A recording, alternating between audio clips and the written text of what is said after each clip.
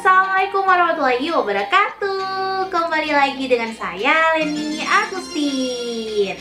Ya, di video kali ini guys, aku bakal bahas salah satu jalur untuk menuju dunia perkuliahan di tahun 2025, yaitu tentang jalur SPAN PTKIN. Oke, karena udah banyak banget nih yang bertanya, apa sih Kak jalur SPAN PTKIN itu? Gimana cara daftarnya? Apa aja syaratnya? Kapan pendaftarannya? Dan berapa juga biaya untuk daftar di jalur tersebut? Oke, di video kali ini aku bakal share semuanya. Jadi jangan lupa kalian untuk subscribe channel YouTube aku, supaya kalian ada notifikasinya kalau misalnya aku ada video terbaru. Dan jangan lupa juga ya untuk follow Instagram info.umptkin atau Instagram pribadi aku Leni Agustin 10, karena di sana aku sering banget jawab pertanyaan kalian dan juga sedang mengadakan tryout online secara gratis, nggak ada biaya apapun ya. Jadi kalian wajib banget ikut supaya kalian tahu udah sampai mana nih kemampuan kalian untuk menghadapi ujian masuk kampus di tahun 2025. Oke, langsung aja mari kita nonton. Ini dia videonya.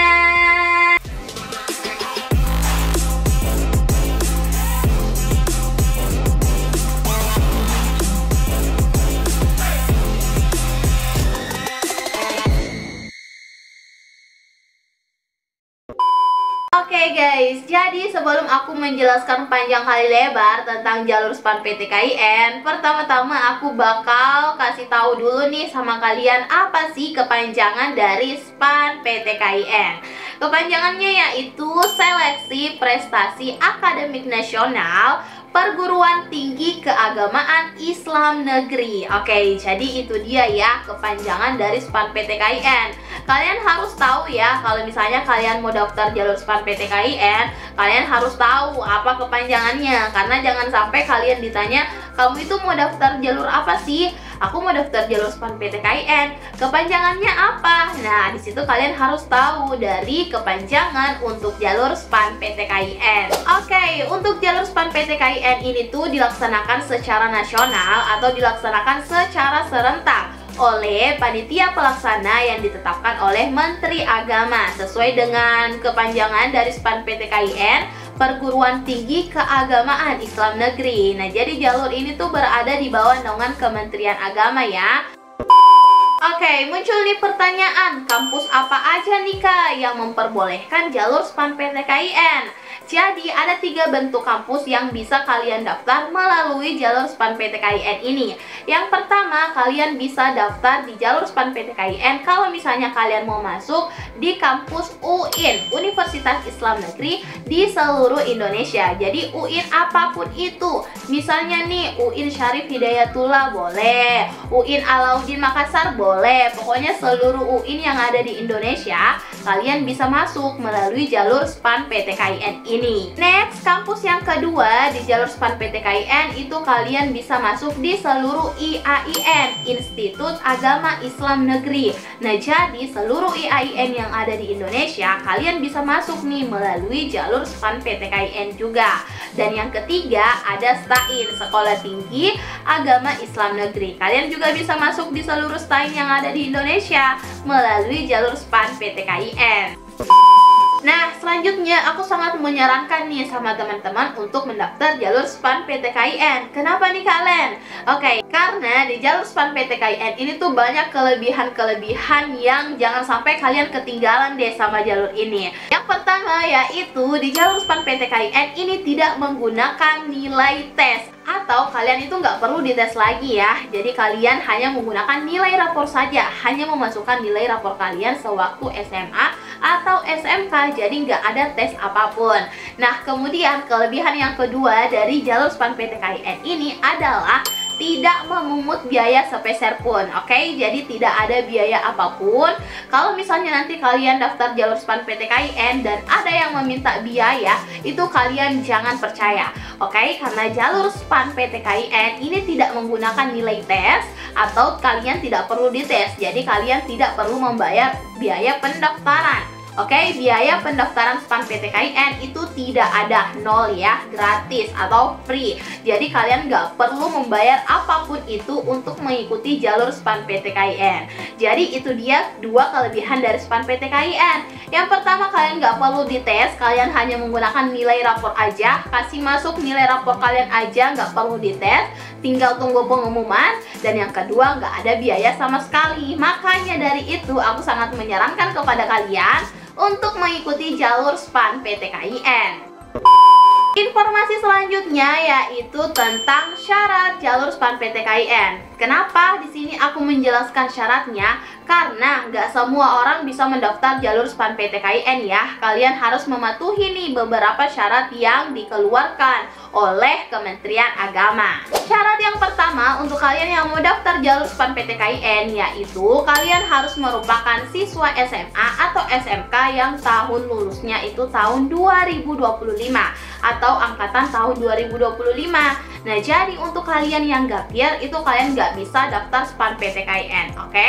Jadi buat kalian yang gap year tahun 2024, 2023 atau bahkan 2022 itu kalian nggak bisa daftar jalur SPAN PTKIN.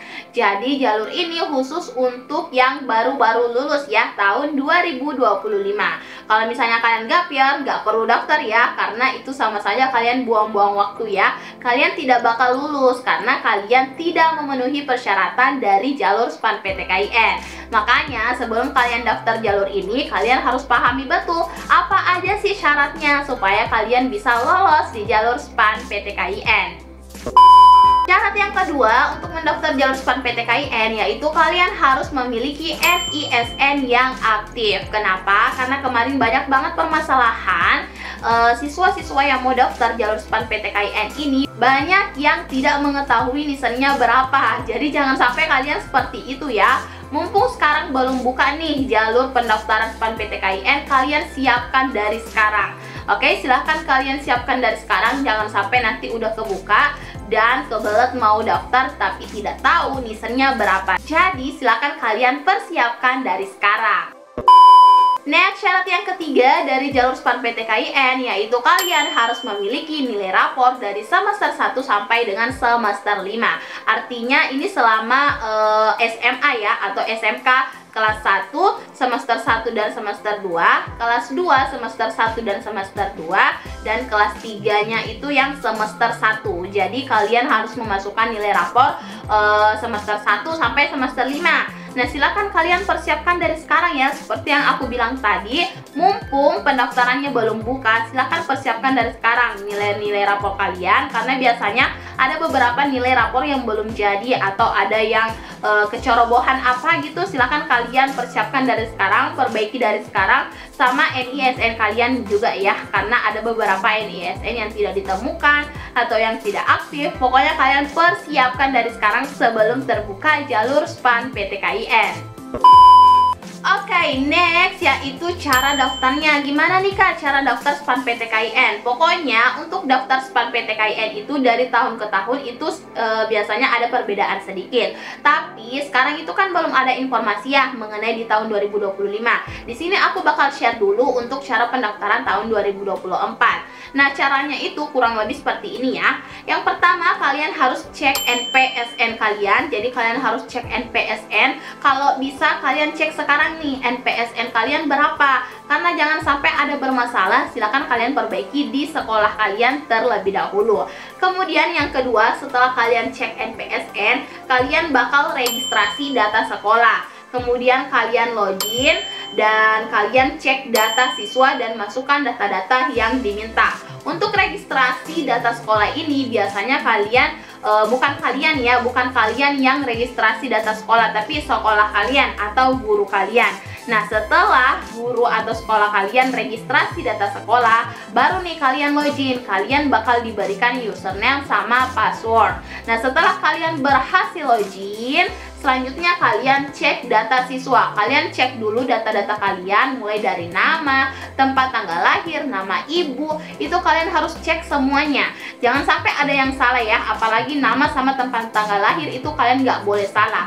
Oke, setelah semuanya benar, silahkan kalian mengisi data-data yang diminta oleh PDSS tersebut. Oke, jadi sekali lagi aku pertegas, sebelum kalian yang daftar SPAN-PTKIN, itu pihak sekolah dulu yang harus daftar, oke? Harus cek NPSN dulu dan registrasi data sekolah dulu. Jadi registrasi data sekolah itu bukan kalian ya, tapi sekolah kalian. Nanti kalau udah berhasil dan kalian bakal dikirimkan username sama password melalui email atau langsung dikasih ke siswanya, itu tergantung dari sekolah ya bagaimana sistemnya, dan kalian login, kalian memeriksa data-data kalian dan memasukkan nilai-nilai rapor atau sertifikat jika ada. Kalau misalnya kalian ada sertifikat atau piagam-piagam tertentu, silakan masukkan ya, karena ini bisa menunjang kelolosan kalian di jalur SPAN-PTKIN. Oke, untuk cara lebih lengkapnya nanti aku bakal buatin screen recorder aja ya. Aku bakal share gimana cara memasukkan nilai-nilai rapornya. Kalau misalnya udah dekat nih, kalau misalnya udah terbuka pendaftaran SPAN-PTKIN. Untuk sekarang belum bisa ya, karena kan pendaftarannya belum buka. Kalau nanti udah buka, aku bakal share secara langsung ya, pakai layar laptop aku bakal screen. Oke, jadi ditunggu aja. Jangan lupa subscribe supaya kalian selalu mendapatkan informasi terbaru. Nah, terakhir untuk pendaftarannya itu biasanya terbuka di bulan Februari atau di bulan Maret awal. Nah, mumpung belum buka dari sekarang, silahkan kalian persiapkan segala berkas-berkas yang udah aku sebutin tadi, supaya kalau misalnya udah terbuka nih pendaftarannya, kalian langsung bisa mendaftar, oke? Oke deh guys, sekian dulu video pada malam hari ini. Kalau misalnya ada pertanyaan, kalian boleh banget langsung komen di bawah. Jangan lupa untuk subscribe ya, dan follow Instagram info.umptkin dan Instagram pribadi aku Leni Agustin 10. Sekian, wassalamualaikum warahmatullahi wabarakatuh.